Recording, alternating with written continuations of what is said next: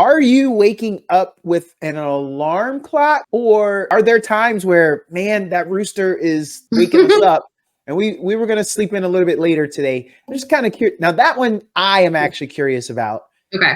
Because I don't know. I will totally answer this. So yeah, I wake up with an alarm clock and I birthed them. Oh. You're like, wait, what? Just like the rest of us. Okay.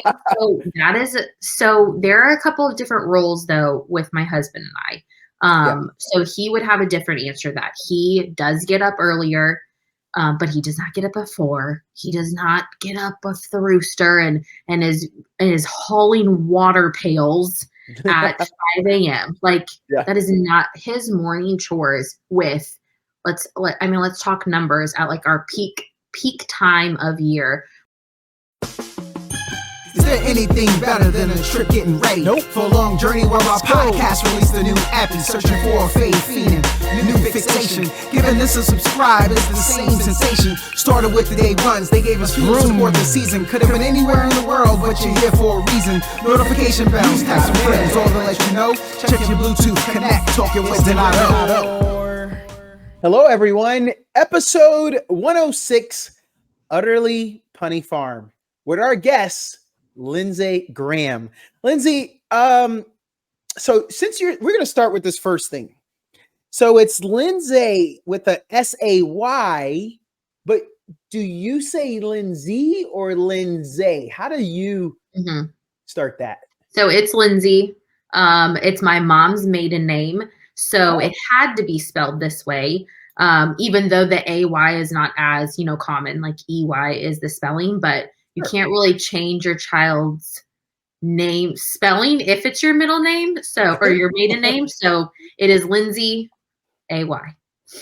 Awesome. Now, for those who know nothing about our guest today, let me tell you something. There are the big city folk, and then there are people that live on a farm. Lindsay Graham, what's it like living in New York City? I have no idea. I have been there for 20 seconds and I ran away. No kidding. It is a place that I love to visit. It is not my home place. Well, then that tells you, listeners, I just need you guys to know she started a farm. Lindsay, we're going to get to that, but I want to go with the background. That was just the tease for them to know where we're going, but we're going to start. Where are you from? Where'd you grow up? I'm a born and raised Okie. I'm that typical, stayed in hometown, but I love it here. I've traveled. My whole life traveled, so I'm not also that Midwestern that says, "Oh, we've never seen the other places." I've been to multiple countries, and I love Oklahoma. So born and raised, met my brother, and he's a Texan, and all Texans think that they need to go back to Texas, but I won, and we live in Oklahoma still. Not bad. Wait a minute. Lindsay, something tells me when your husband tells that story, it's not going to sound the same. Correct. Well, it's changed over time. So when we first met, he was your typical Texan. Like every time we'd go back home to visit family, we'd like cross over the state line and he'd be like, do you smell that? And I'd be like, what? And he's like, the air just got crisper. And I'm like, oh my God, shut up. That's awesome. Oh, I know. He was that way. It's gotten better because he likes Oklahoma. Oklahoma and Texas is really not that different in terms of the vibe of people.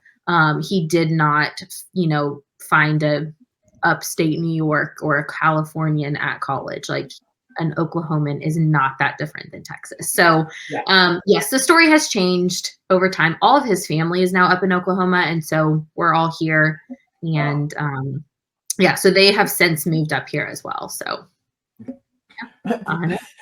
So at this point, now he's going to have to prove to us, for those who don't know, I'm down in Austin, Texas. So that's where he's from. He's from Austin. Well, he's from Sleepy Hill. Oh, I know it very well. So now he's got to prove to us that he's still a Texan. I mean, that's what it sounds like. I think we're going to check his Texas card. So there is not one OU or OSU anything in our entire house. Texas Longhorns still reign, very large here. I think I would think like that's not converted. So I would say that probably proves it. Okay. Hey guys, we won't need to check his Texas card. There's actually nobody in the room with me, but I just thought for a fact. I know. I'd scream to the rest of the Texans if they could hear it. Okay, so I don't even know how that relationships work because you're Oklahoma, he's Texas. I mean, it's not even supposed to flow, but we'll get to the relationship stuff later. No, we're not. So, are you the type of person who living in a small town was always the goal? Because you did say you visited New York. So were you curious? I don't really know what my goal was. I don't necessarily know if growing up I really had goals that were like city or town specific. So I can't really say that like growing up. I mean, I grew up in Tulsa. I would think people in Austin, Texas, wherever know like about the size of Tulsa. You know, you can do some things, but not everything. And so I knew there were bigger cities and I knew there were smaller cities.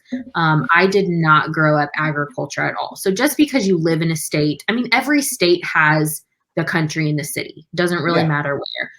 But a lot of people feel like, oh, well, she lived in Oklahoma, so she probably was into no.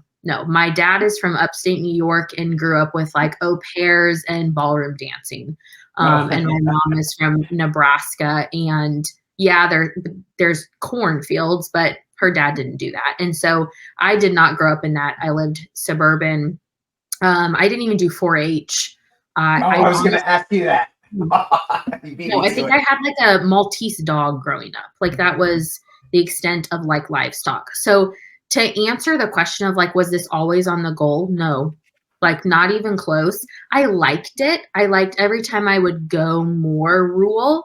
It kind of had a homey feeling to it, but I didn't know anybody that lived in the country. I didn't really know anybody everybody kind of did, but not really. You know, it's kind of like, it's like Austin. You drive 20 minutes and someone has a horse, but that doesn't necessarily mean that they have like a farm. So this was not part of the goal, but it wasn't not part of the goal. No, that's a good life. A good life is when you are interested in taking that path to the left, to go off road and say, okay, the GPS is taking me this way, but I'd like to, and you did it. So we're gonna get to that because this is just like consuming me here. I was very excited for this opportunity, so thank you very much in advance. All right, high school.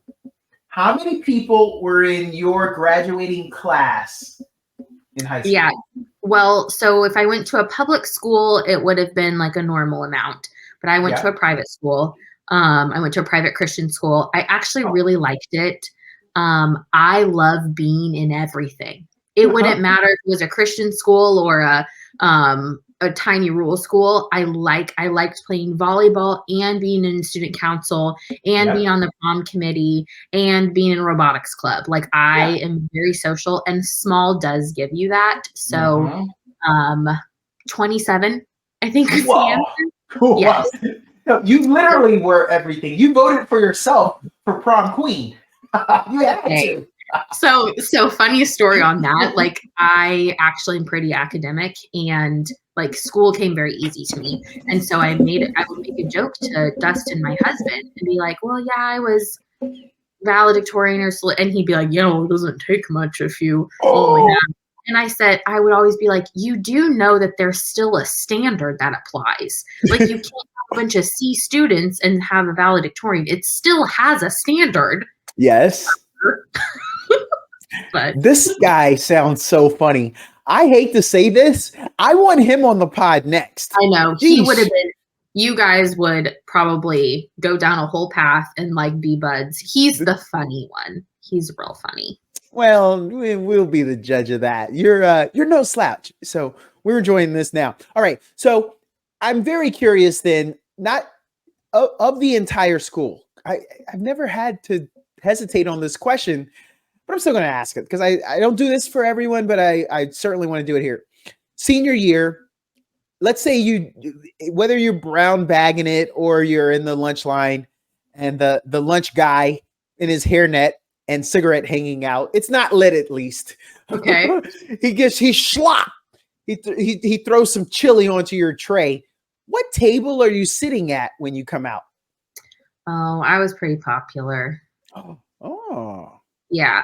But at the same time, like we actually had like a pretty good vibe of senior year. Like you had, like I was on more the popular side because sports is always more popular in every school. Like regardless of what you say, they're always going to be like the more. But I mean, with that size, like, yeah, there were people that didn't have as many friends, but nobody, like, it was really hard to be bullied in 27 people. Like, it was very obvious. Yeah. Like, you didn't really like slide under. But I got along with so many people, and some of my friends that I met, I want to say like 7th or 8th grade, there was a group of 4 of us girls, and I'm still friends with them today. And the reason I'm friends with them, and this was like the life lesson, and I tell my older one this, I said, there was 2 of us that were sportsy and popular. And it's not that they weren't popular, but I didn't look very bad in high school. Like, you know, some of us looked awkward in high school, and now they're like gorgeous now. I looked fine in high school. And I did sports and I was stuff like that. So we were a little bit more popular, and then they were quiet. They were into different things. We weren't great friends with them, but here's where the story comes in. We had always older friends, my girlfriend and I. We always had older friends. Like we were more popular with the older, and we got invited to something one time, and we're like, yeah, we'd love to go. And I remember being at the locker, and one of them comes by and they were like, hey, we've decided like that's not going to happen. Like, sorry, next time. And kind of like moved on. And we ended up becoming friends with these girls. And I remember going to their house the first time, and I was like, oh, and we had the best time. And I felt for the first time what it felt like to have friends that I wasn't trying to be something.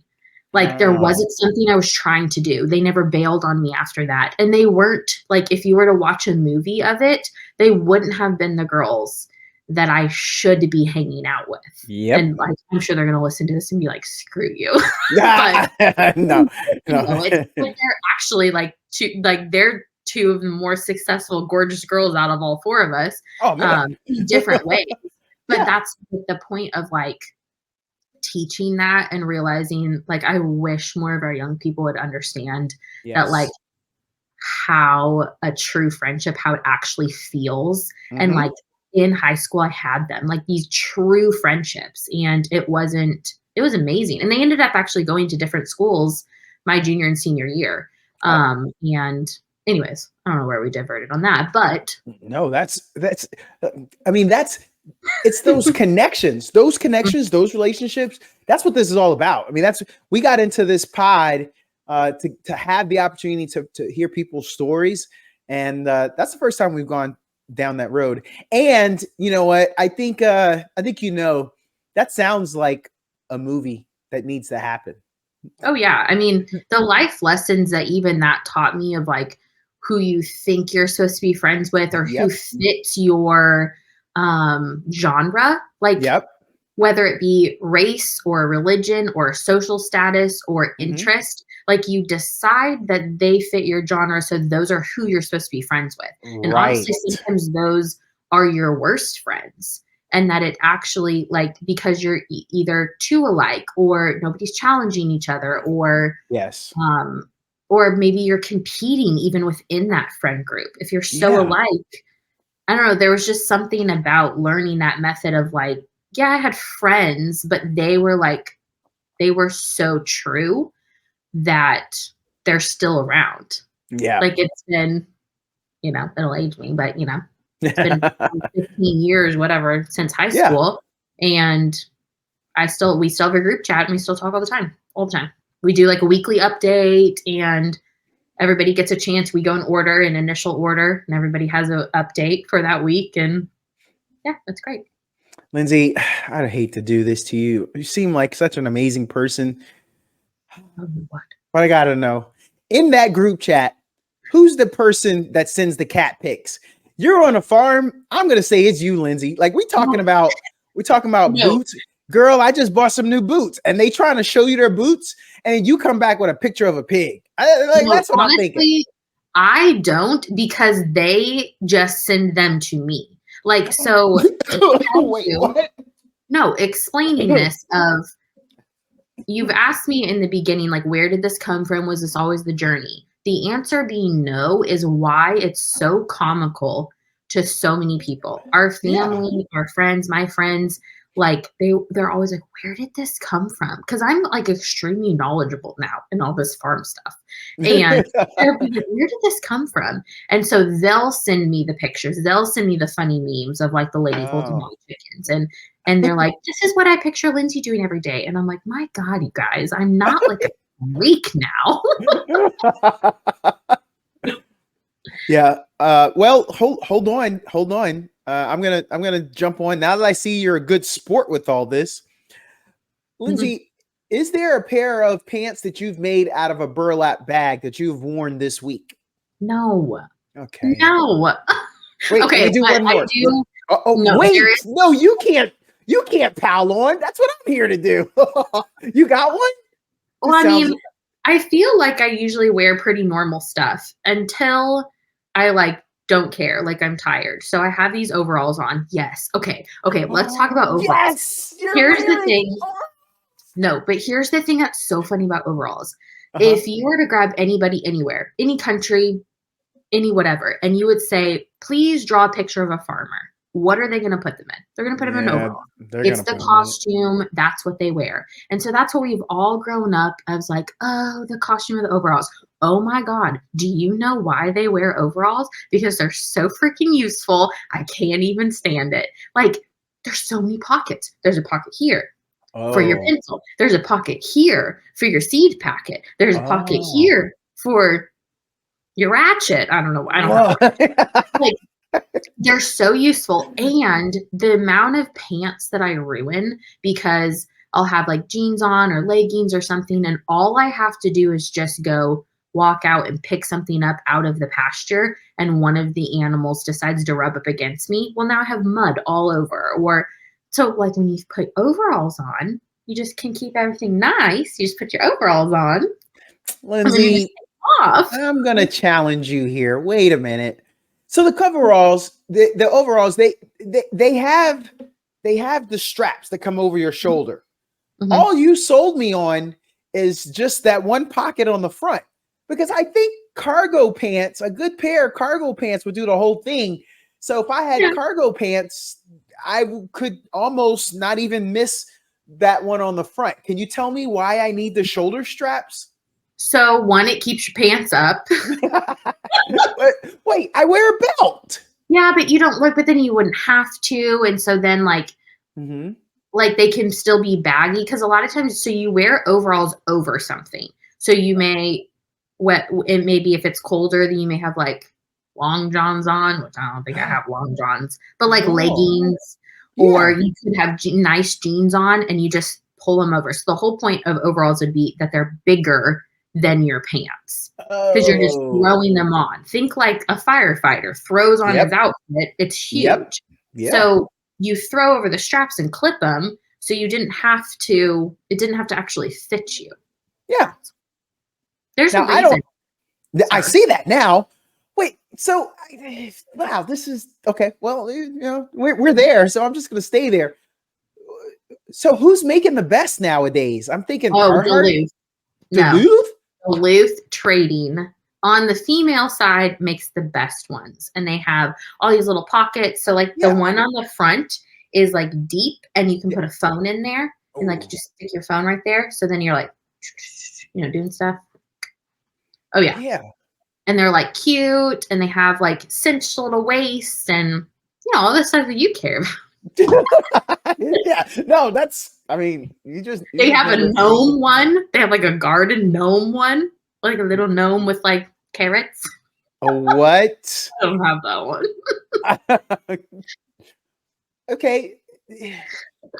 when you come to the point, are you buying them? Your husband's buying them, or together you guys are like, hey, it's time for a new pair. We gotta. I feel like they're more of like, you know what I mean? Like I feel like it's a work outfit and not like pleasurable. Or at this point, is it pleasurable? Like you guys have too many. You got like no. Like he has 2 Carhartt ones, like the original ones. Okay. And I have like 1.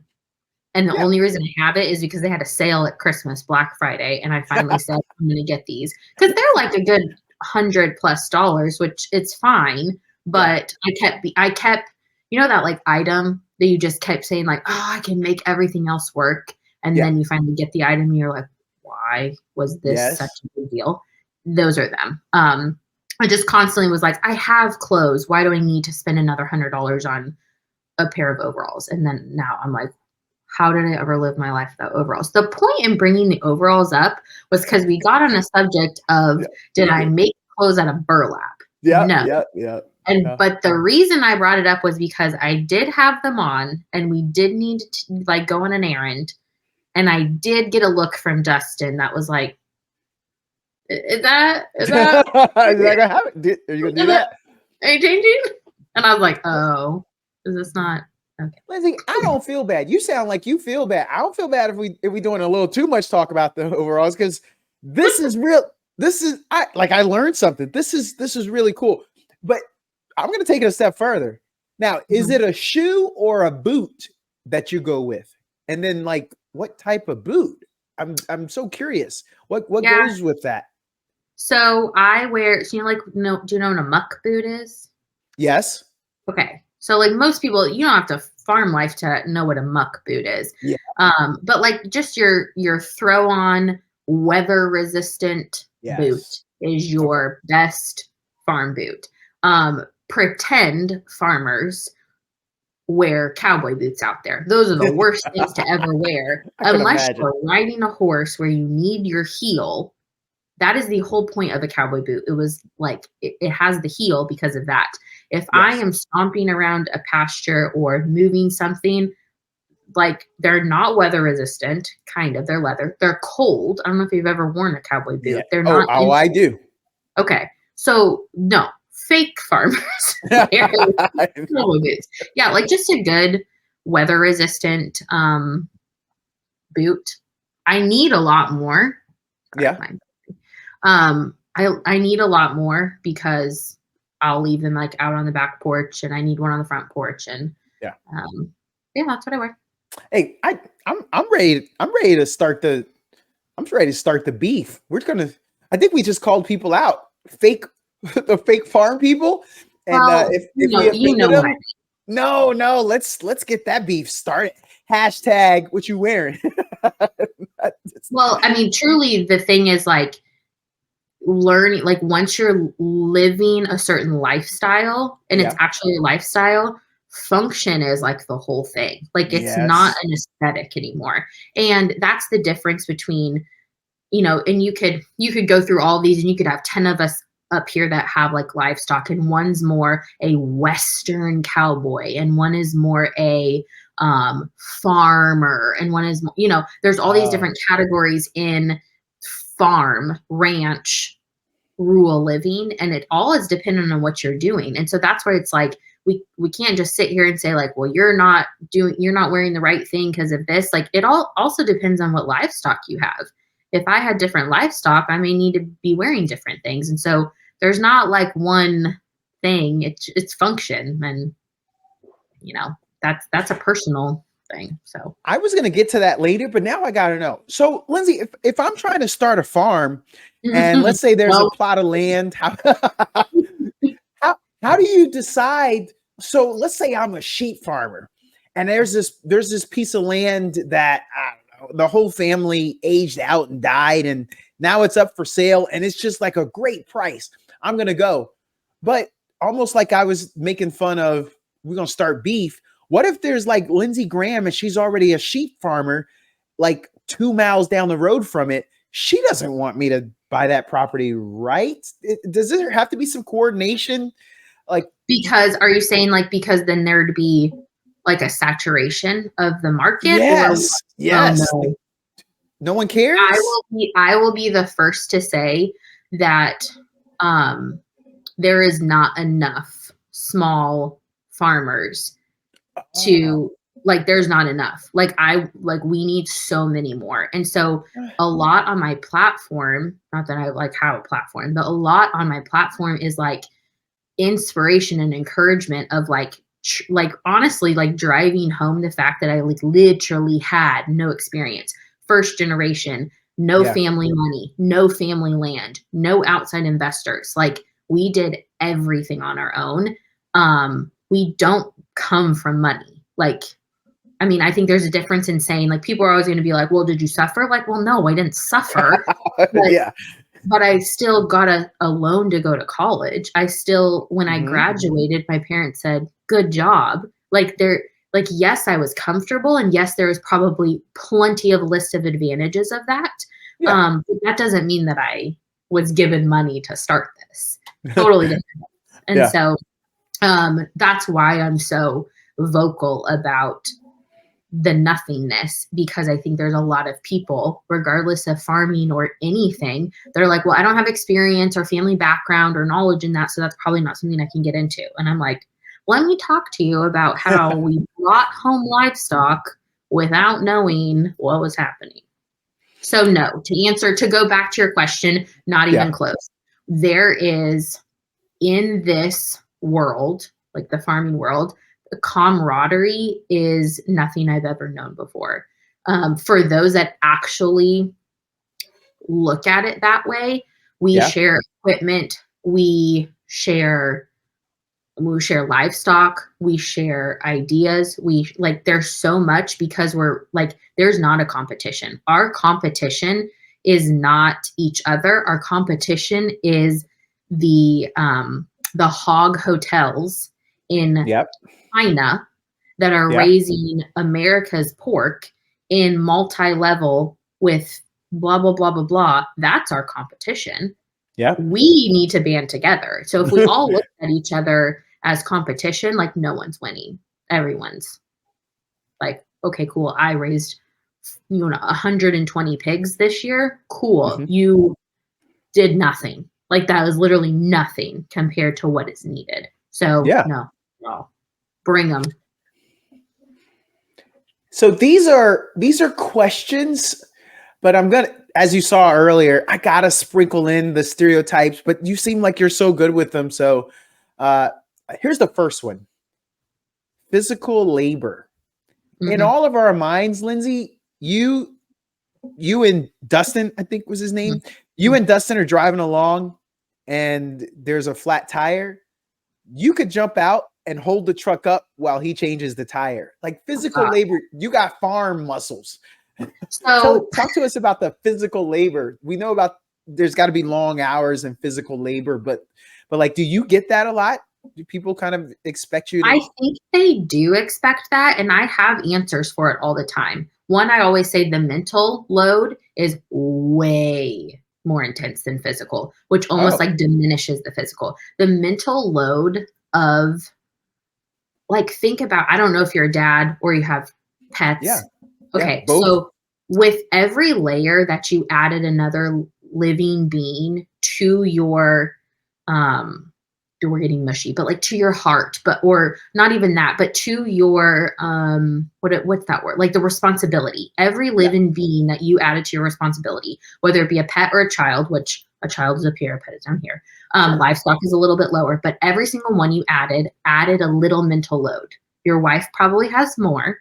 I know she does, but it's still added more. So now to take that and realize that our mental load emotionally and financially, we have thousands out there.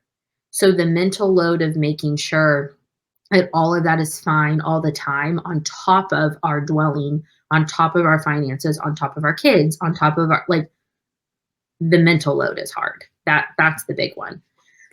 It's fine. I'm okay. My whiskey collection is getting large. No, I'm just kidding. No, I'm just kidding.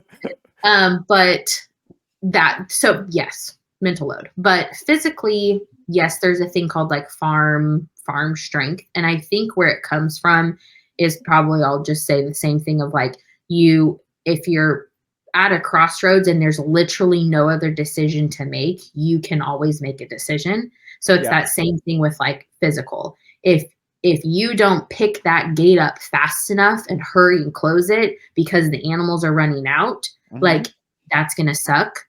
You probably picked that gate up way faster than you ever would have if you were just strolling and picking it up. Yeah. But then I'm going to be that person to say like, that's not farm strength. That's human. Like you would do the same thing. Like, hurry, close that gate. Like you'd be able to close it faster. So I don't think we're like in this weird like farm super strength that like they, oh, she has a farm now. Give her more. Like, no. Okay. Lack of amenities. How many times does someone say to you, how far is the walk to the outhouse? How far away are the stores? Yeah. When's the last time you ate in a restaurant? Yes. I'm sure. So that is so, but to that point though, there are so many different ways to live rural. Like you can still live rural, which would like, what does that actually mean? Go ask 100 people and they'd have a different thing. Somebody over, Randy over here is going to say, well, that's off grid where my nearest neighbor. And I'm like, okay, sure. You're on that side. The other person over here says, well, if I just can't, see my neighbor's fence, that's rural. Like everybody has a different term. Yep. So that being said, when we started looking for land, it needed to not be the crazy, but it needed to be enough where one, we could afford it and one, we could do what we wanted to do. So we put a circumference around like the main city with our realtor and basically said anything within this circumference.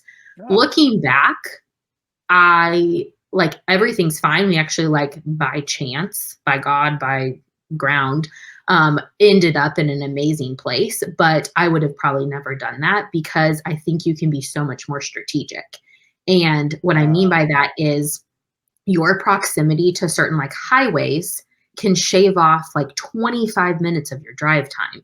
If you like, you would know this, actually anyone would know this, but you could go down a road and then a road and then a road and then a road and then a road and road and end up at this person's house. Well, that road to road to road to road, as a crow flies, was like a mile, but the road just took you 15 minutes. Or you could still live same kind of rural proximity and live down a straight road off of a main highway, still have the same feel, and it be 2 minutes. Yeah. Well, now you live 20 minutes closer. So I think there's some strategy for what you can do for what you're wanting. So to go back to your main question, yes, when we moved out of Tulsa, everybody literally thought we moved to Timbuktu. Like you would thought we lived in the middle of nowhere. And I'm like, we don't. I mean, and I know some of these cities aren't going to make sense to you, but to go from my house to the place we always hung out before, which was like a main downtown area of like a kind of a metro city, cute, like, shops and wineries and all that stuff, is like 32 minutes. Whoa. So, right. And so when we first moved out, but we lived like 4 minutes from it before. We lived much more suburban, like it was kind of cute, midtowny kind of feel. Yeah. When we moved, our kids still went to school right there in the middle of that like little midtown area. And I remember picking up the kids at like after school, and Debbie, or whatever, we'll call her Debbie, was like, I cannot believe you're still driving in. This is crazy. Because she knew that we had moved out. And I said, Debbie, you live at, it doesn't matter, but it was like, here's more the suburban, and she lived across town into almost more of a downtown area. And I said, Debbie, you live at blah, blah, blah, and blah, blah, blah. How long does it take you at 5 o'clock at night to get your kid and home? I said, I 100% know it's going to take you 40 minutes, which is totally fine. That's not weird. I said, I will be home before you're home. And I live on a whole plot of property with a bunch of animals. And I said, and so I was making that point. We were laughing about it, but I make that point to people of like, I think a lot of people think if they desire the landfill, not landfill, the land feel. That I think they think that they're going to have to just cut it all. Like there's no nails getting done. There's no coffee. There's no anything. And I'm like, when was the last time you paid attention to how long it actually took you to get from one point to another in the city and realize that it actually probably takes me the same amount of time, straight highway going 90 miles an hour. So is there really, and a lot of people tell me, I just couldn't do that. I just couldn't live that far away.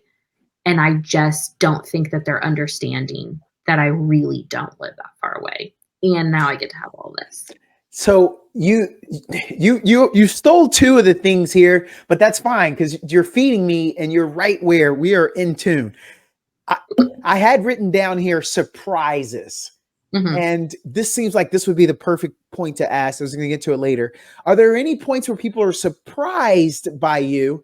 Because hopefully some people are going to have the audio on this, but hopefully they're looking at YouTube, especially if they're going to be curious enough and they want to look. You're missing all my facial expressions. Yeah, no, I was going to say, I see some nails there. So I'm just going to use that for example. Lindsay, I thought you're a farmer and you look like you got your nails done. Like your Rodeo Drive lady. My rings, I got, yeah. So my Does nails that surprise are done. People? Oh yeah, I'm sure. And I think that that's what's so funny is like, why do you have your nails done? Don't you like do stuff out there? And I'm like, right. Yes, because I do stuff out there, my nails look horrific half the time. So if they're done, then they always look good. So I'm also not like doing things that are breaking my nails. What do they think I'm doing? Like I know. Grabbing these animals and no, like it's not. Yes, the surprises of people are thinking that some of the chores that we do are what they've seen in like a movie, and sometimes it's worse, like crazier, and sometimes it's like, oh no, we just pour the feed there and then they come and eat it, and I'm not whipping a rope and catch. Like, what? There's nothing I need to do that. There's nothing I'm doing. To that same point, how many times today have you yelled, yeah? No, none. I don't think in my whole lifetime I have. Okay. This was the other part. Man, you're just giving me so much, Lindsay. This is amazing. I told you. Colloquialisms. Like you said one, so you got there before I got there. Do people expect like every other sentence? You haven't done it here, so you're ruining it. You did say as the crow flies, but heck, I know plenty of people who say that. What is it? What is the other way to say that? If you were to fly, if you were to drive directly to it, like which is boring. That's also boring. But do people like manner of talk? So do people think that you're supposed to talk a different way? Has anyone even mentioned that to you? Yeah, I think that people that have met me like post my farm life, and that's what I think is so funny, because I really I meet people now that have no idea that I haven't done this my whole life. Like they think I've been entrenched in agriculture, because we aren't doing, like, we haven't even gotten some to this point and how much you want to talk about it, but we aren't just like dilly-dallying in the backyard and running like a couple little birds and like, oh, there's our pig or two. Like this is not a backyard hobby for us, because homesteading has gotten very popular. Like, oh, I'm going to get a little plot of land. I'm going to, like, we aren't doing that. We are a full-fledged, like, farm operation. We sell in stores. We sell hundreds and hundreds of pounds a week to direct to consumer in like a very short amount of time. And so I say that to say there's like a whole chunk of people that are like post farm Lindsay that are like, wait, what do you mean you guys moved out here 2 years ago. I'm like, oh yeah, 2 years ago we bought our first sheep and brought it home and said, hi sheep, what do we feed you? And they're like, heck. And so I do think it's kind of funny that pre-Lindsay farm look at me like a, how can I say, almost like a spectacle, like a, I don't know how else to say it. They almost find me like so intriguing, like, wait, what did you do today? And that's where like a lot of my social media started, because people were so like, wait, what are you doing? And like found it so fun for me to be like, look at this random thing I did, or like, oh look, I wrung a chicken's neck today, as a spectacle. But then there's this whole other side that looks at me as like part of their community. So I don't feel like this side expects me to say, like the post farms expects me to be any different, because I think they already thought I was part of it. This side, finds something that I say like, oh, look at you. Like these are be the things. As someone who's lived in Oklahoma or Texas or a lot of places, at some point we've gone hunting-ish. Most people have somehow. I really didn't grow up in it, but like at one time I went hunting. So I have one camo jacket that is not part of my decor. I'm not redneck. Like I don't have a hunting jacket. So I had one on because it was one of the warmer ones that I had. And so like a pre-farm person was like, look at you in your camo jacket now. And I'm like, I literally had this. Like, what did that have any? Do you know a farmer doesn't actually want to be camouflaged, right? No. Like, there's nothing to do with it. But there'll be those things that it's like sometimes I feel like I can't do anything without people being like, oh, look at you now. You now have a pair of boots. I'm like, everybody has a pair of boots in Oklahoma. I always have a pair of boots. So. The day I did ask a little earlier, I did ask about the long hours and physical labor, but I want to go back to the hours. Are you waking up with an alarm clock, or are there times where, man, that rooster is waking us up and we were going to sleep in a little bit later today? I'm just kind of curious. Now that one I am actually curious about. Okay. No, I don't know. I will totally answer this. So yeah, I wake up with an alarm clock and I birthed them. Oh. You're like, wait, what? Just like the rest of us. Okay. So there are a couple of different roles though with my husband and I. So he would have a different answer that he does get up earlier, but he does not get up at 4. He does not get up with the rooster and is hauling water pails at 5 a.m. Like that is not his morning chores. With let's talk numbers. At like our peak time of year, we would have maybe 40 pigs out there, 25 sheep. We could have 2 cows. We could have 1,000 meat birds. We could have 300 other. His morning chores are not going to be much more than 30 minutes. Wow. Yeah, like we're there. Okay, so to maybe paint a picture that you're like, I'm not understanding that. Here is outside of farm Lindsay, for anything in life, you can spend time or you can spend money, and that's for anything. So putting that same thing into practice in farming, we can just use an example. We can go spend, these are not the right numbers, so the farm people don't come at me. I could spend $30 and get a feeder for my pigs that I have to fill twice a day. Or I could spend $300, again, not the right numbers, that I fill once a week. 30 up front, 300 up front. But my time costs a lot of money. Both Dustin and I have other things we do outside of the farm. And our time is of value. And so there are a lot of efficiencies we've put in place. Certain ways that we do feeder, certain ways that we do water, like certain hoses that we have run, that we run the hose, clip it, turn it on, go walk and do some other stuff, come back and it's filled the whole thing.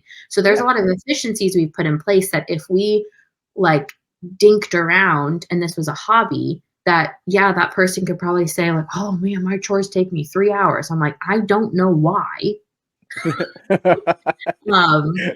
So I mean, but there's days that things take longer. We don't really do anything else besides like hang out on the property and have people over. Actually, that's not true. We do a lot of stuff, but no, I mean, we're not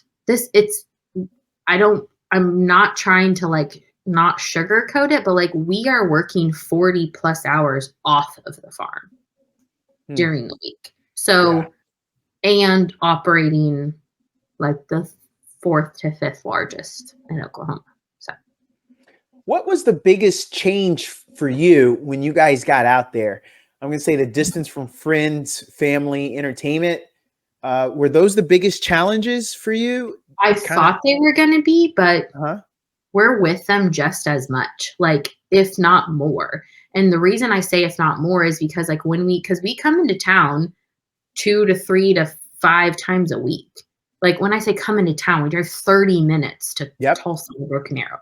So it's really not that big a deal. But a lot of times we would make use of that time. So I'd be like, hey mom, I'm coming in to do a drop off at the store. Do you want to grab lunch? Whereas on a normal Thursday, I wouldn't have probably asked my mom to go to lunch because like, there's other things I need to do. Yeah. So there was almost like a part that it happened more. And we see our friends just as much. They come out here a lot. Like that's really fun for them. So to answer your question in a funny way, when we first came out here, I said, oh my God, there's no drive-through coffee, which I didn't realize was like a thing I needed. But there's so many of them. I'm not even really a Starbucks person, but there's like 7 Brew and like there's all these different places now, like around every corner. So there's no drive-through coffee out here. And the other thing I told people, I was like, there's no brunch. There's no brunch in small towns. And I remember someone being like, there's nowhere to eat breakfast. I was like, oh no. I'm not talking like diner breakfast. That diner breakfast is not brunch. And that sounds really uppity and I know it. But brunch is like a cool like twist on breakfast, and they have mimosas and there's nothing like that in a smaller town. Wow. You almost ruined it there because some of those things that you just said, I was like, man, she ain't gonna make it. If she was looking for a drive-through coffee, I know. And it was funny where there was, and like it's another thing of like, I tell people all the time, if we decide, and this would not be abnormal for Dustin and I, if we decide in 5 years, we're done. We want to go live on a beach instead. Yeah. Like we look at this as an like this is what we're doing right now. This is all we're learning. Like we don't look at life as like, oh, we've come to our passion. Like we found it and this is what I'm supposed to do in life. I'm like, this is what I'm doing right now. But the lessons I've learned from this about things like that of like, in those first couple weeks was like, oh my gosh, what have I done? And now I'm like, I don't even notice anything. It's kind of like a wedding. It's like the day of the wedding, every single thing felt like the worst thing on the planet. Nothing went right. Now, I can't even tell you what anything went wrong. Like, who cares? Like, I cannot list what went wrong on my wedding day. I mean, it rained like a lot. I do remember that. But the little things that were like catastrophic, I remember. So it's like, it almost feels like that, or it's like, it felt very catastrophic, but it reminds you like there are people that do this all the time. They move for military, they move for a job, and they just find a new normal. And it's not that big a deal. Yeah. So when we get back to talking a little bit about the challenges, it just seems like weather is the number one challenge I think of. I feel like that is the challenge. But how big is weather to you guys? Like, do you have to check that weather report every single day? You're checking it at night before you go to bed. That's what I think. Right. So it does. It kind of goes back to that almost stereotypical like farmer where we would like think of the old farmer guy that, well, if you need to know what the weather's going to be, go ask old Jerry down the road. And like, you almost make fun of it. And it's like, oh, I get it now, because oh yeah, like to answer your question, yes, weather is a huge thing we deal with. And it's not crop based because we don't do crops. So we're not really looking at it from that point of view, but we need to make sure that we didn't move the herd of animals out here that doesn't have a shelter when we're about to get like sleet the next day. So you are looking at those type of things more. But I mean, you're not like living by it to where it's like we are like crazy looking at it, but you're definitely more aware of it because I think it's less, this is the humor part, it's less about being aware because you got to make all these changes and more just like preparing yourself for the morning of like, because you're going to have to do the things anyways. Yeah. So you're almost like, okay, well, you know, and it kind of, there is a judgment side that I have sometimes now of like when we dipped into those like lows, what was that, like in January, I don't know, like the whole country kind of dipped during like, we had like record lows. And I did kind of get a little judgy where people are like, oh my God, it's so cold. And I'm like, I'm still outside breaking water the whole day because we would fill up the water troughs and they would freeze in like 20 minutes. And so you'd have to go out. And that goes back to like, there's efficiencies. And I have a friend that lives in way up. I was going to say Nova Scotia, but I'm thinking it's even like way up. So where they get like snow starting like October and then it, you know, melts in like April. And I'm like, ew. But they have like, they farm up there, but they have those things ready. It's that same concept when like, you know, every year when Oklahoma and Texas and whatever, we all get snow and we all fall apart. And then the northern people all say like, oh my God, you guys would never survive. I'm like, no, you're missing the point. Our cities aren't used to it. We aren't used to it. We would be just fine, but that's not what our flow is. So anyways, weather's a thing, but it's not like, I mean, I'm not like going out and like charting things to make sure there's not something. Well, you know, even if you didn't, you still could go down the road and ask Jerry. I mean, he'd be ready to help you out. Oh, he would know. Jerry John's on the road. He would know. Yeah. Okay. The animals. I gotta know, how do you get to a point where I don't know, you said it, maybe you're using an example, but let's just say, how do you know that you got to end up at 40 pigs? Like how do you know to grow? How do you know to stay? I'm curious because the follow-up I'm going to have is, and then how do you know that you can introduce something else? Because you did say, it sounds like you got some hogs. It sounds like you got some chickens. And then you said you said meat birds. So how do those decisions flow? I'm so curious about that. So I can kind of walk you through how it happened. For some people, it's going to be like, there were a lot of jumps that you took quickly. And I understand that it's going to sound like that, but there still was like a staircase. We started by saying like, let's do a little for ourselves. This sounds fun. Like truly it was like going to be fun.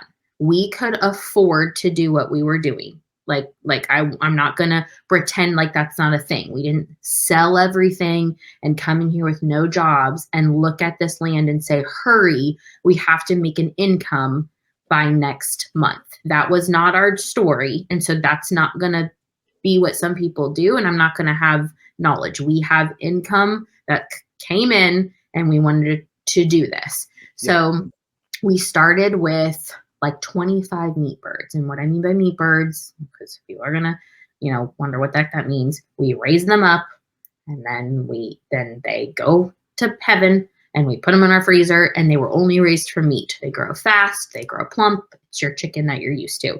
So we raised 25, put them in our freezer and said, yay, yes. And so then we were like, okay, so now maybe we could do 50. And so then it was like, well, let's put 25 in the freezer and then let's try and sell the other 25 to like offset cost. So Dustin is like a numbers mania. So we have like Excel spreadsheets, we put everything in. And so we just kind of continue to increase it because your labor doesn't really change. That's the thing is like for me to go out and move or water 25 birds is not any different than 100, but now I have more to sell. But then there's obviously different increases that, like, in any business, it's not just farming. You don't just raise more and raise more infrastructure, more feed costs, more processing costs. Like, to scale, it still takes money. So to answer that question, we started, then sold some, and it did really well, and sold some, and it did really, really well. And then we just kind of every single time would like tell ourselves we were going to do more. So we're like, well, if we did 100, we could do 200. If we did 200, we could do 300. If we did 300 every 6 weeks, then we could probably do 300 double time and build another infrastructure. If we did that, maybe we could do 600 at a time. If we did 600, we could do 3 of 600. So that's the answer for that. The other part is that I am really good at marketing. I was gonna get to the marketing part. So send it, because I was curious. How do you get to this point? Okay, I'm gonna go to your point, and then if you don't answer it, I'll come back. Yeah. So to kind of divert on that, if you have a product or a service and you don't talk about anything about it, the journey to it, the prep start of it, and you come on your social media and you say, hey, everybody, I have some I have some frozen meat to give you. Would you like to buy it? They're going to say, from where? What are you talking about? But instead, I took them through this journey. Did I have a strategy in the beginning? Not so much. I liked kind of like showing the life, but I know marketing. I know business is not an absent thing for me. So I painted this journey. And so then when we had farm fresh meat raised by a family, it went like that, because I was somebody that people knew, whether they knew me before, they knew, they liked, and they trusted me. So they bought it immediately. And that's like, I'm okay to be haughty about that, because please take that information and run with it. Because if people aren't selling a product or using your service, they don't know enough about you. You're not showing enough, or your service just sucks. I don't know. We can talk about that. And so the marketing aspect, like, we hit the ground running once we saw that we were like selling, and we were like, I think we want to really actually do this as a business. And I don't actually really think we had that conversation. Like, I don't think Dustin like actually said, okay, do you want to like do this as a business? I don't know. Do we have some numbers? It was kind of like, we were like 8 months in, and we had like a business account, and there was like money coming into it and money going out. And we're like, I think we have a farm business now. I mean, it was more strategic than that. But same thing with hogs. We literally started with like 5. Justin brought them home, and I looked at him and said, where do you put these things? Where do they? And he's like, we're going to figure it out. And that's him. He is a do it and figure it out along the way. I'm a research to paralysis. Yeah. And the two come together, have really bad fights, but then we're amazing. So I know. Well, we're gonna see which lifestyle listener is gonna go this way, but maybe there's some city slickers that have the question. You kind of already mentioned it before, wringing a neck, or what we always say, head on the chopping block. Mm-hmm. How hard was it on you and on Dustin when it is time? You gave us the hierarchy: kids, pets, livestock. We know it has to happen, but how hard was it the first few times? I mean, I'm probably a little colder than most people initially. Like, I'm very black and white. I'm very like, does it have a purpose? Is there a good intention? Then like, that's fine. So I'm already probably deal with that better than most. And I'll admit to that, because I have farm friends that still, like, their wives struggle still with some of that. But there is a very large sentence though that I learned early on. Because like chickens we raise for like 9 weeks. You're barely around them. They're ugly as heck. They're kind of smelly. They're on pasture, so they're clean and they're wonderful, and that's fine. But like, out of sight, out of mind. hogs are like 8 months. Cows are like 3 years. So like, yeah, you can, and like sheep are cute. I mean, we have little baby lambs right now that just like hop around. I literally am looking at them being like, you are going to die at some point. But Yeah. here's the key.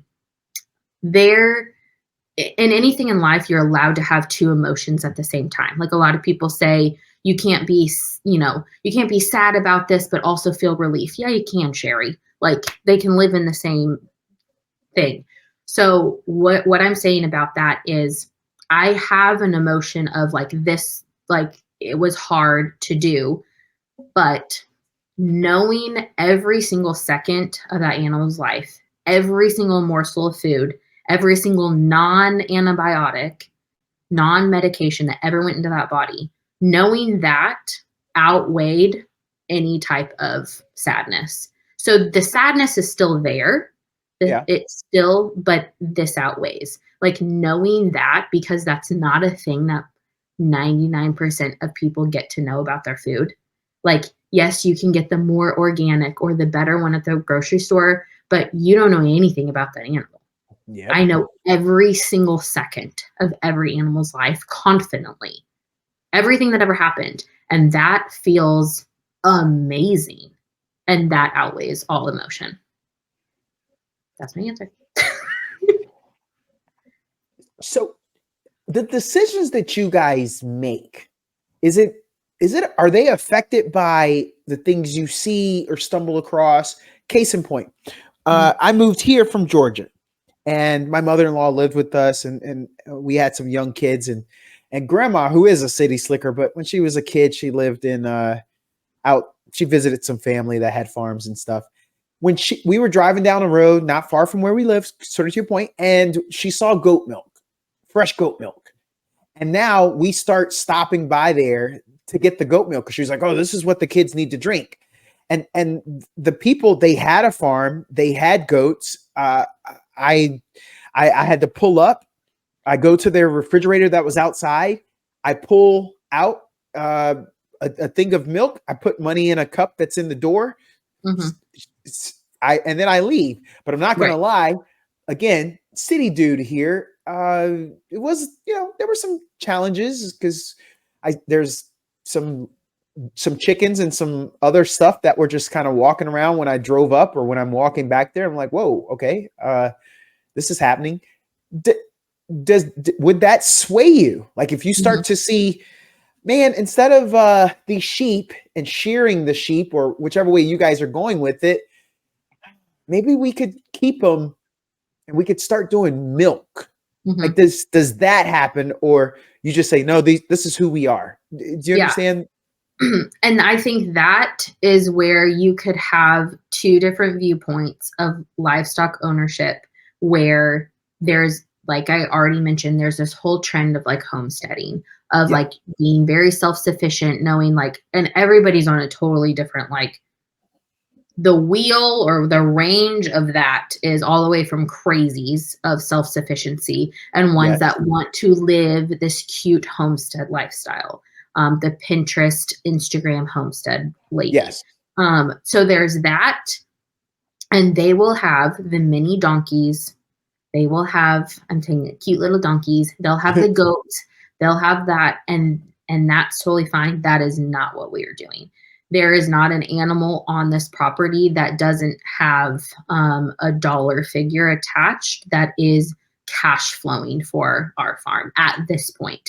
I'm not necessarily saying that that's what we went into it to, but once we like caught the bug and was like, this is what we want to be doing. This is where we want, like, this is the business that we want to be in. There is not a decision that we make for fun. So so that's why we don't have goats, because we don't like goat's milk. I don't like the flavor of it.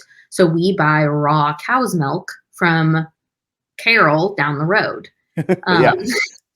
Which we open up a fridge and put money in a jar and so that's how they all do it. Okay. But so that's because it has to be bought on farm. And so, but that then leads you to the question that probably is too farm technical, where people are like, well, if you like raw cow's milk, why don't you guys have dairy cows? And that's where I believe most people that get into the farming start making wrong decisions, because their intention is like the self-sufficiency, but honestly, that's extremely expensive. That's actually not even how we used to do it back in the day.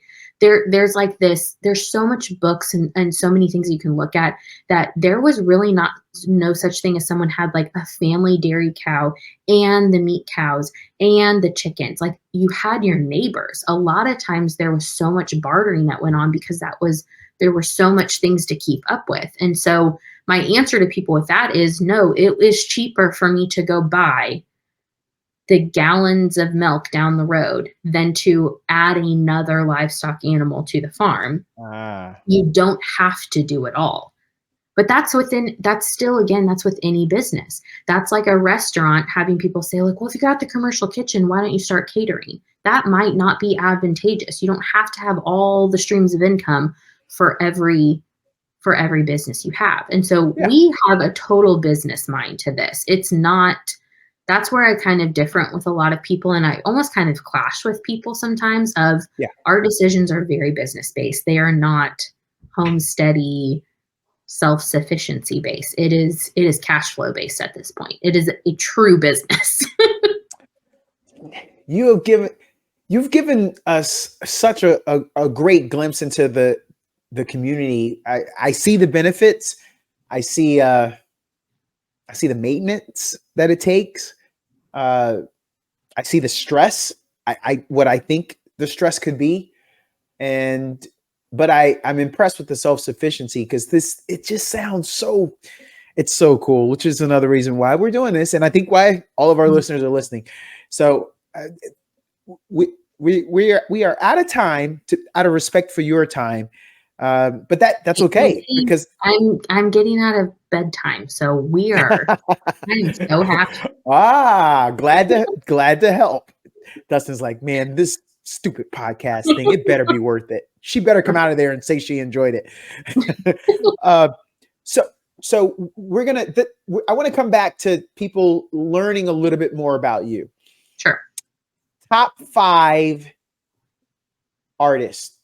It could be a band. It doesn't have to be just a person, but what are the top 5 what's the top 5 artists that you're listening to now, or you've always had? I want to know what those are. Anything but rap. Great. Keep it coming. I mean, but I will never be the person that said, I like everything.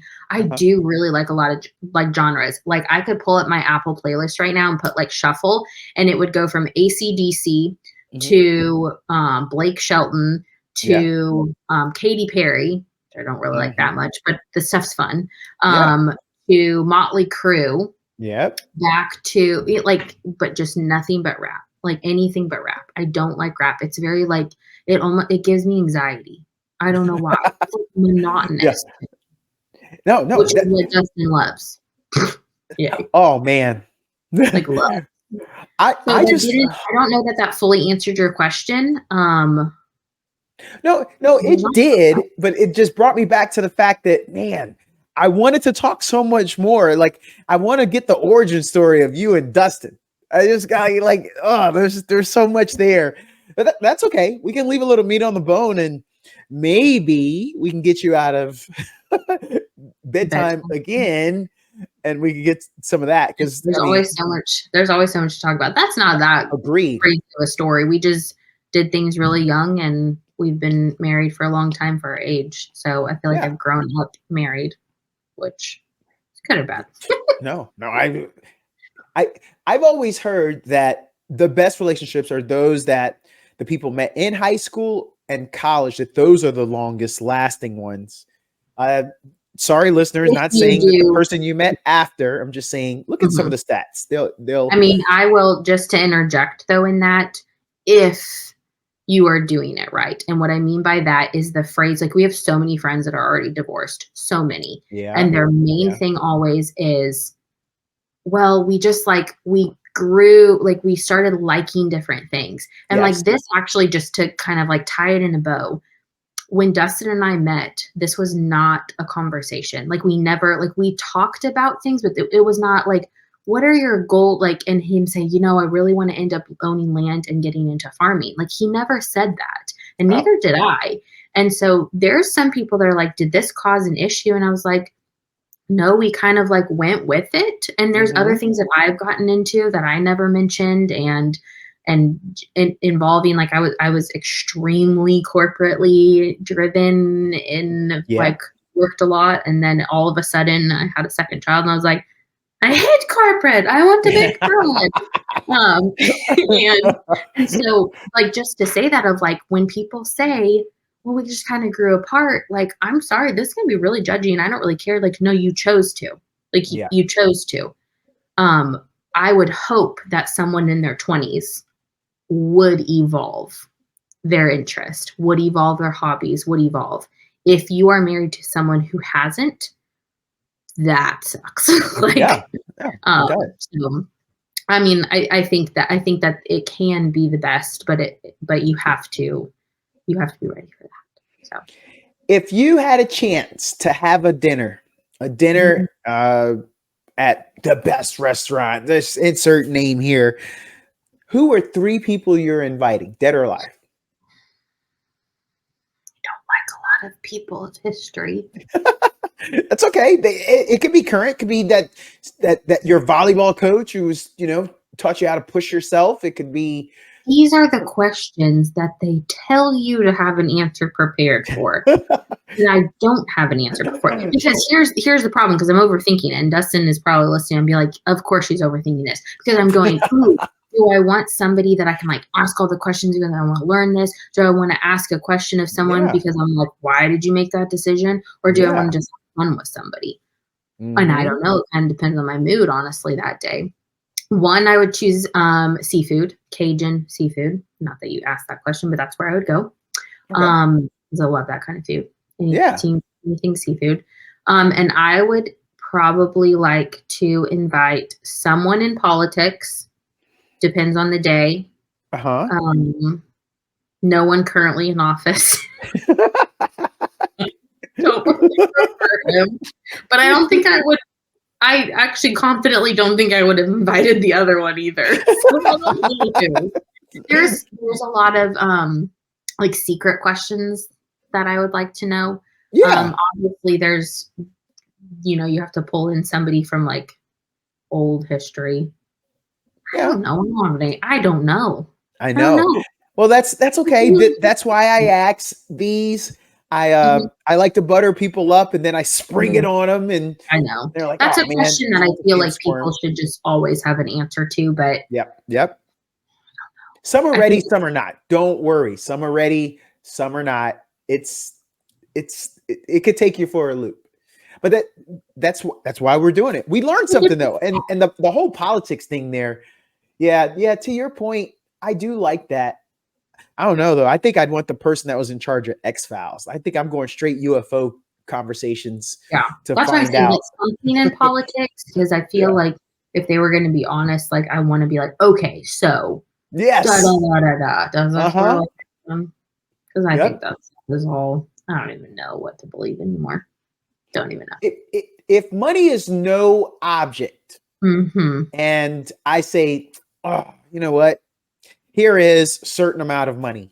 Where are you? You got to take Dustin. Where are you taking a vacation? Remember, you got to take Dustin. Yeah. It's no solo vacation. No, I would for you. Okay. So on our list in 2020, was it 2020? 2021. I was going to be like, on 2021, we had already had a plan. We were going to Norway. So Dustin is Norwegian. He has aunts, uncles, cousins, all still there. His parents have traveled multiple times because there's bed and breakfasts there. In your family, and it was on the schedule, and it obviously didn't happen. And then we bought a farm. Now we have no money. No, I'm just kidding. There's no time. We don't know where it had. So we would absolutely go to Norway. I want to go to Norway so bad, but I have traveled a lot. So there's not a huge, like, I've been to a lot of countries.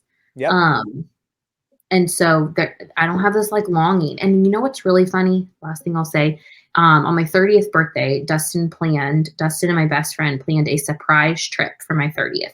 Had no idea where he was going. Like, I didn't even know at all. We got in the car and we started driving. I literally had no idea where we were going. And they took me to New Orleans. And like when we got close, I'm like, New Orleans? What? Why? And because I will admit, and there's probably going to be somebody that listens and be like, you judgy girl.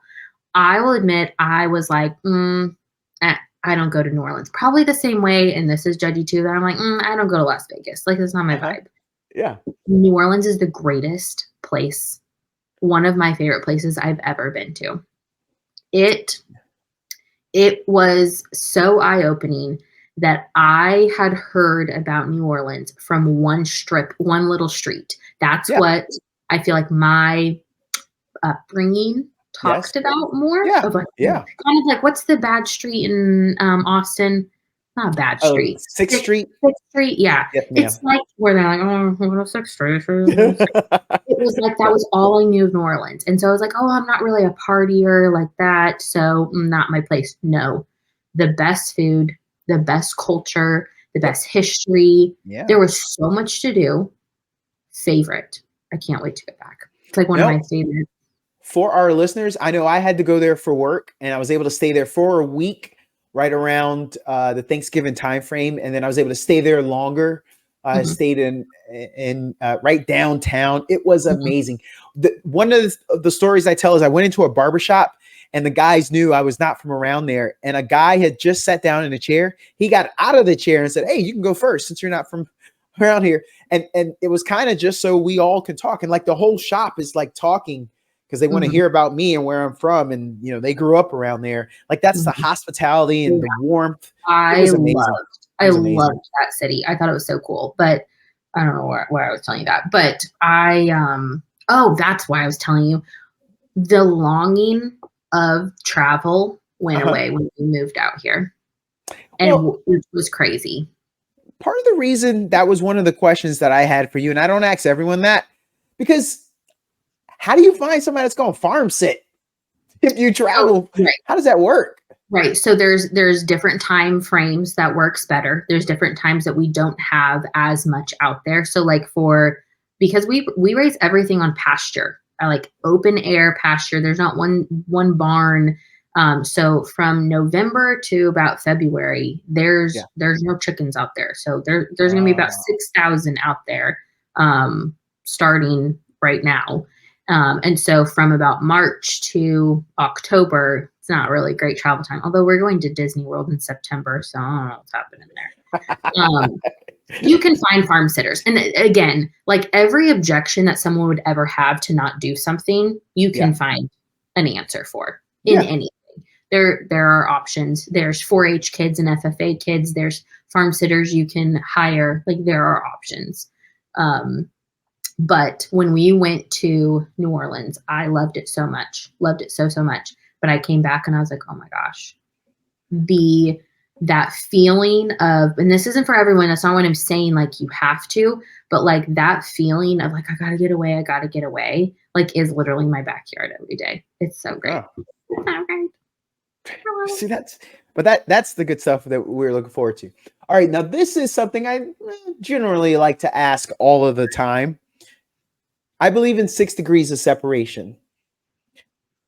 Who is a person in your life that you would like for me to have on this pod because they're interesting to you? They don't have to be famous. They don't have to have 1 million followers on insert social media site, but they're literally interesting to you. And what would you do to help me get them on this pod? So one of my, I have so many people. I know so many people. One guy that I don't really like a lot of, this is why I'm going to talk him up. I don't really like a lot of business coaches. They're a lot, like hype men. Like I'm like, go away. Like don't ever stick me in a conference where everyone has to like, get together. Wait, hey, well. I'm like, you and me both. I can't stand it. I hate it. But his name is Kyle. He does like public speaking, but I have never been around someone that is so good at like challenging and like bringing everything together. He's so great about like work, life, faith balance, because that's the thing that we're all off on all the time. It's like if our family's thriving, then our business is struggling. And if our faith is great, then we're probably fat. And like, so that's why I'm overweight. You just told me with that. No, that was like, but he's just fun. I think you would love him. I can connect you guys. That'll be fun. I'm sure I could come up with a whole other list of other genres of people. No, you know, that there is an unintentional thing about that. I believe in the 6 degrees separation, but what I do hate is sometimes some of my guests feel really bad because they think, oh man, now this person's going to be mad because I didn't say them. No, it's okay. I believe there are seasons to that. I believe that it could be cyclical. It's just, and it's top of your head. Like there may be a mechanic that it's like, this guy is just freaking awesome. And I'm so happy how he helped this family the other day. It could be, I don't care. I have no agenda here. I like to go where the wind blows. I'm a like master networker. Not everybody knows what that term means. Like in business networking, where you go, like towns have them. There's different ones, but like you go and you hold presence in like a monthly meeting, and you get to know people. Sometimes it's with Chamber of Commerce. Sometimes it's a different one. I'm like a master. Like I go to all of them, which is like a huge part of our success too. But like the list of people that, one of the reasons I go to them is because they're my people. Like meaning like if I sit at a table, this is going to sound bad. If I sit at a table and I leave the table and all I did was give, like I gave and I gave and I gave, I cannot do that every day. And I give a lot. There's a lot of ideas I have up here. There's an encouragement I have up here. And so I'm always seem to be a person that's giving. And I go to those things because there's also givers there too that have something to give. It's the whole 5 people around you. Why I surround myself with 100 of them, which is why we're going. So Lindsay, this was a set and a high point spike. This was amazing. You see, I did that intentionally. That was a volleyball because I guess I would normally say slam dunk, but I changed that up for you. But this was awesome. This was exactly what I thought it was going to be. I am pumped. I'm going to run out of here. Whether my wife wants to do it or not, I'm going to chest bump her. This was this was cool. Same. My 5-foot self was going to try to chest bump my 6-foot husband, and he is going to say, "What is happening?" No, this was I learned something, I gained something, and I can't wait to see the feedback. What I normally do is, you ever heard the last of me, Lindsay Graham? I'm going to I'd love to hear your feedback, in your network and kind of their thoughts, because that also even helps me. Like maybe I didn't even get through all my questions, but that's okay. Maybe there was something maybe one of these I actually should have done. And but that's great. No, because I'm for this. That's why. Well, you never know.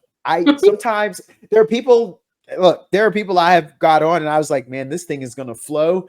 And I realized, wow, I didn't know I was gonna get through that whole sheet. Now I'm on the second one just because I had to keep it going. I thought they were gonna give me more.